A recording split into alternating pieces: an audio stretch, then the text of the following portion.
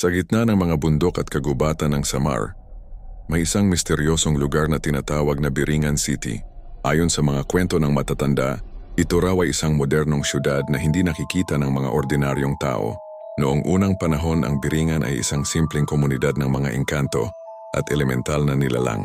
Ngunit sa pagdaan ng mga siglo, ito raw ay naging isang napakaunlad na syudad.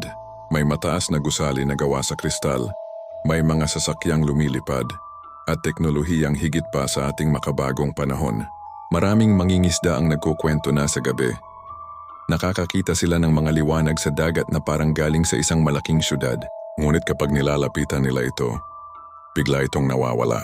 May mga nagsasailing din na nagsasabing minsan, nakakakita sila ng mga modernong gusali sa malayo. Pero kapag sinusubukan nilang i-plot sa GPS, wala itong coordinates. Sa kasalukuyan, mas marami na ang nagkukwento tungkol sa Biringan. May mga netizen na nagsasabing nakakakita sila ng mga kakaibang tao sa Samar. Napakaganda at napakaguwapo raw at may kakaibang aura. Ang sabi ng iba, ito raw ang mga taga-Biringan na minsan-minsang nakikisalamuha sa mga tao.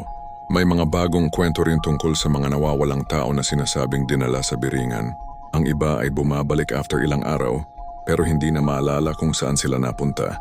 May mga nagsasabi ring nakakakita sila ng mga modernong sasakyan sa gitna ng kagubatan na bigla na lang mawawala. Hanggang ngayon nananatiling misteryo ang Biringan. Sa edad ng social media at advanced technology, bakit hindi pa rin ito napapatunayan? Marahil tulad ng sinasabi ng mga matatanda, ang Biringan ay isang dimensyon na hindi para sa ating mga mortal. Isang mundo na pipiliin kung kailan at kanino magpapakita. Kaya sa susunod na makakita ka ng kakaibang liwanag o makasalubong ng hindi pangkaraniwang tao sa Samar, baka sakaling isa iyon sa mga lihim ng Biringan na pinili kang pagpakitaan ng kanilang misteryosong mundo.